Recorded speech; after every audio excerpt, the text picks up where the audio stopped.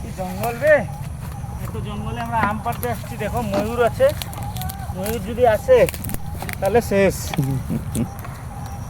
এই বড় বড় আম গাছ আছে, আমগুলো অনেক লম্বা লম্বা। কে কে খাবে চলে এসো।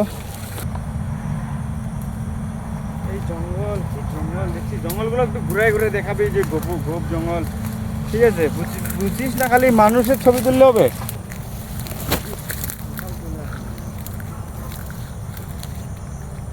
কোথায় রে আম?